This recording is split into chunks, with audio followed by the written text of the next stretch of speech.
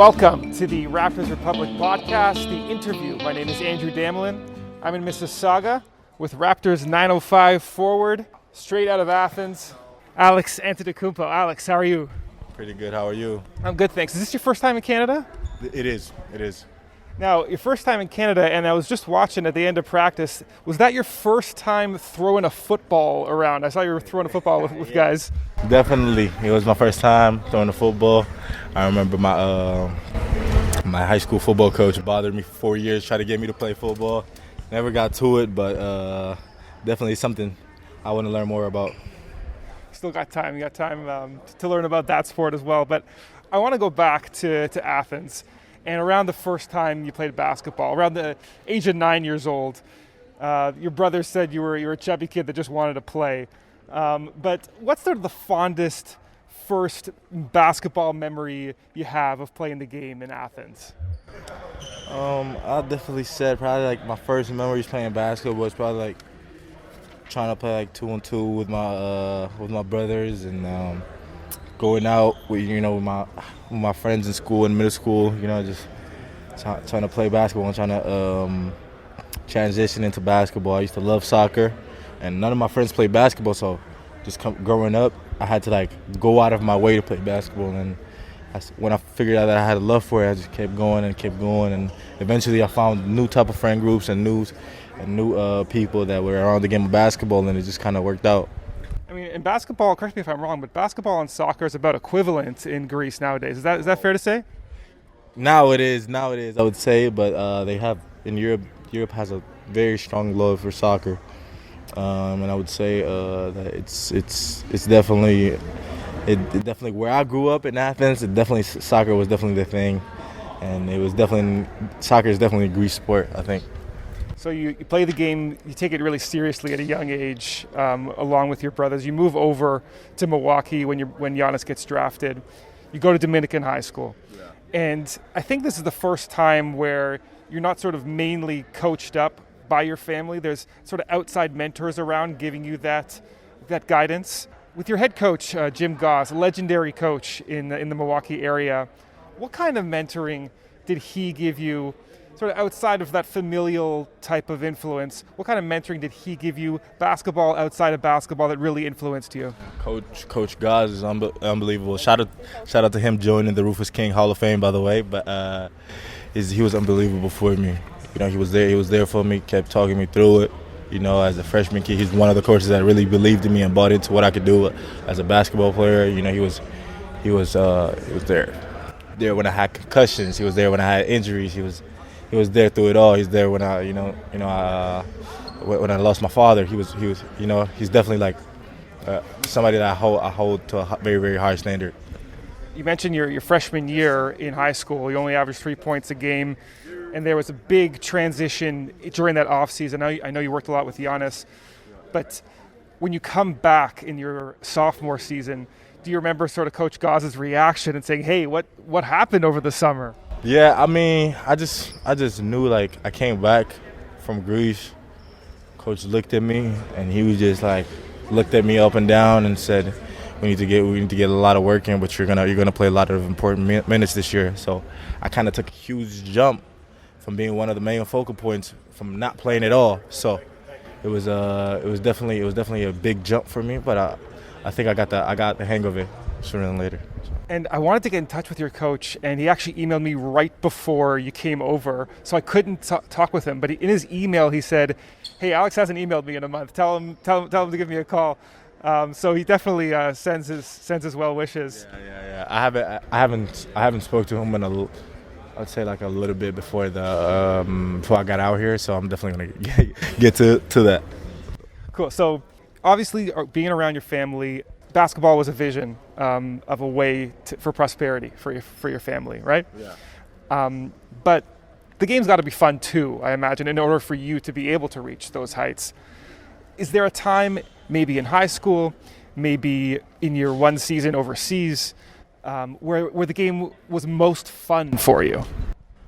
I'd definitely say high school, because like after I got out of high school, it became like the game became a job, and it was a lot of professionalism. But I think it was that little naive part of being in high school and just being able to be with your friends and compete and have your high school games and have your AAU games, and just that whole experience is something that kids will tell you right now that are in college or are playing the G League, NBA, overseas.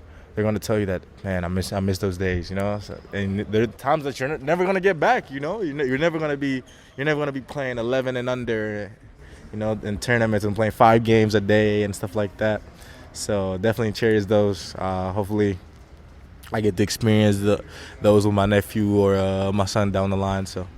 And you're a 2-time state, all-state in Wisconsin during your high school career. Could you repeat that? So my coach, say that again. You're a 2-time all-state in Wisconsin as one of your assistants walks by. You mentioned your kids, your grandkids that you eventually hope to tell stories about. Is there a game, a moment that sticks out in your mind from your high school career at Dominican where you're like, son or my daughter, remember this is what I did back in high school in this game? It's a lot. I think it's a lot of memorable games, I would say. I had a pretty unlucky high school run, losing at the game to go to state by 1 point every single year. But I think it's a lot. I definitely say like hitting my 1,000 point against Sierra Canyon. It was a big moment that I would probably tell my kids. You know, just that was a big stage to play in, and playing against a lot of guys that are pros right now in the NBA. So I definitely have a lot of moments that I definitely cherish. But I would say the one moment that was the most fun for me and the most touching, it definitely was my senior night. So yeah, having all my brothers and my mother being able to come out, and everybody around me and all my loved ones to be able to support me that one night was crazy, because, you know, like, obviously I have my brothers that are obviously in their jobs and with their teams, so we're not able to get together all the time, but that one time we were, and it was just unbelievable. So that's definitely one moment that I'm going to be able to tell my kids. Thankfully, it's documented and there's pictures as well, so I'll be able to show that. And sticking with your high school age, there's an article by Miran Fader from 3 years ago, such an incredible article, and there is some wisdom that you have just in a few words, and there's a couple quotes that I wanted to highlight, and I kind of wanted to check in 3 years later, see how you're doing in terms of these sort of quotes that you had. There's 3 years, huh? It's been 3 years since that article in 2018. Crazy, right? It feel like it was yesterday to me. It's been 3. Wow, that's crazy. It's been 3 years, but definitely, that article was definitely touching. It was definitely a very, very well written article. And obviously, you know, Giannis entrusted Miran to write that biography as well. So Miran Fader, just an incredible writer. And there's 2 quotes I had that I wanted to highlight that you had from that article. The one thing is, the most important thing in this world is time. And I know that's a lesson you learned from your dad. Mm-hmm. Over the last 3 years, how do you think you've lived up to that mantra of making the most out of your time? I mean, the one thing, like, you could say, like, you can always make money back. You can make different friends. You could do everything, but the one thing in life you can't get back is definitely time. So you got to be always smart about what you put your time into, and just being sure that what you're putting your time into and what you're spending your time doing, it's worth it in the long run. And that's not to say that you can't be a kid or can't have fun, but I definitely think like your decision making is definitely gonna like help you down the line, and, you know, like, pave the way for you and to be who you want to truly be. And in that 3-year period, you know, you become an all-state player. You have a professional year overseas. It's your first time really out on your own. So do you think you spent that time wisely? Definitely. Ironically, the only thing I had being in Spain, not speaking the language, being by myself at 18 years old, was time. So definitely it was a hard process. I had to adjust.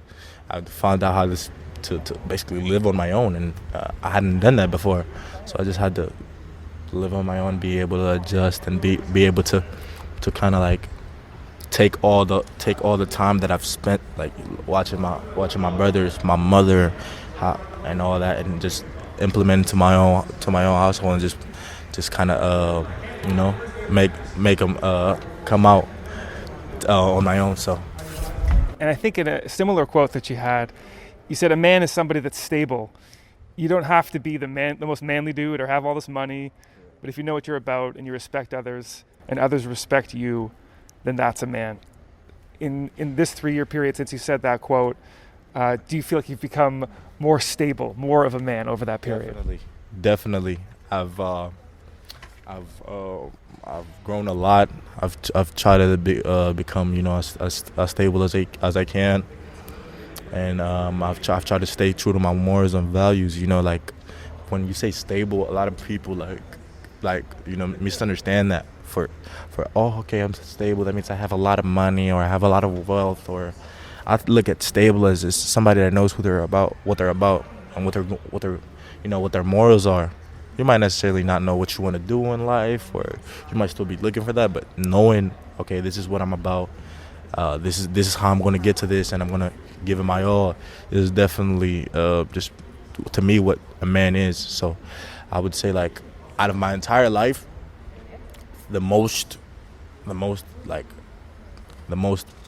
stable people that I've met are the people that had nothing.